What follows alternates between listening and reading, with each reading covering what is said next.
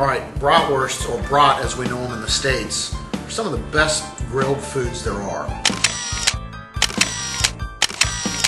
We're going to do bratwurst today, but we're going to do it in beer with onion.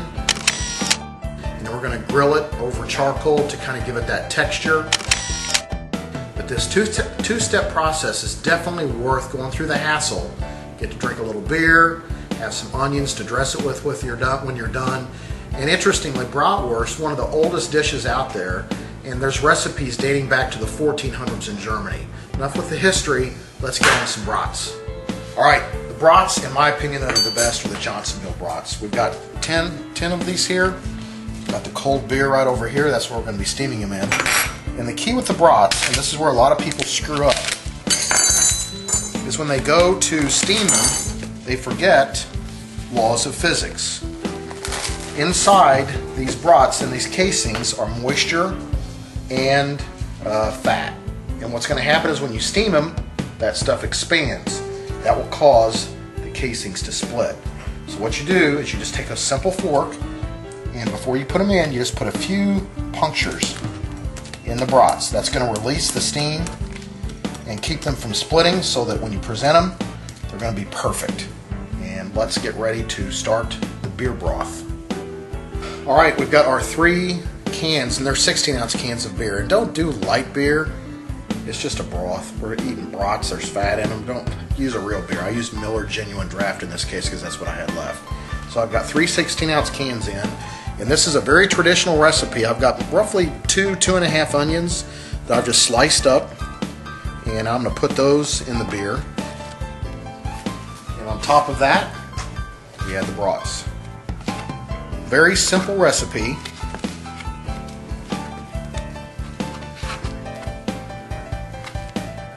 Now remember, we've pierced the skins to keep the steam and the fat from causing the brats to split open, which is not a good looking brat on the bun. Ain't gonna work.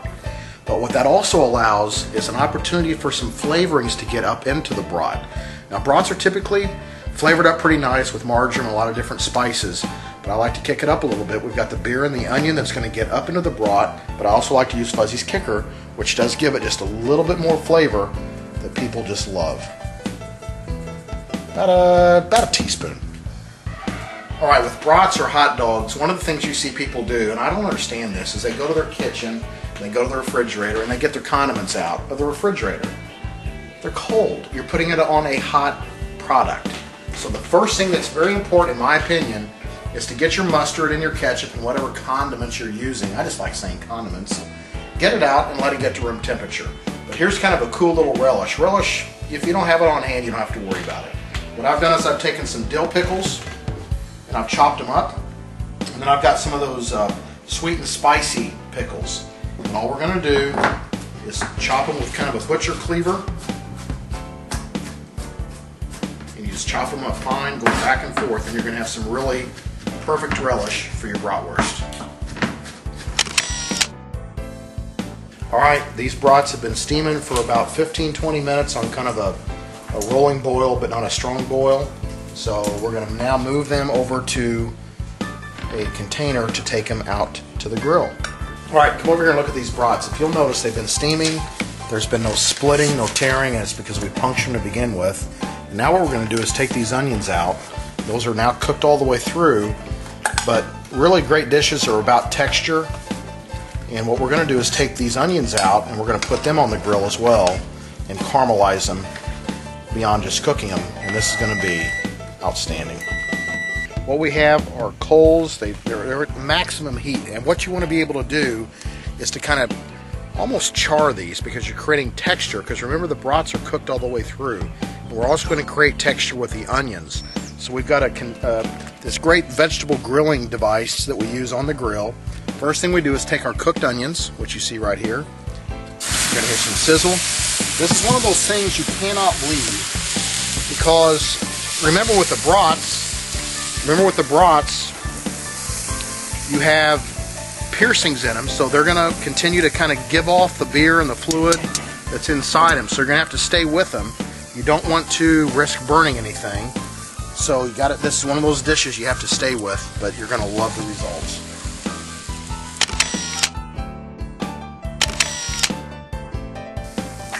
remember, these have been cooked through in the beer, so it's not going to take a lot of time to fix them out here. And actually, you'll find that they'll brown quicker when they're cooked all the way. So let's start turning them. This is the texture that you want. It's all about texture at this point. They're all cooked through. It's going to give you that nice crunchiness. We're caramelizing these onions. This is going to be, well, it's sinful. It's sinful.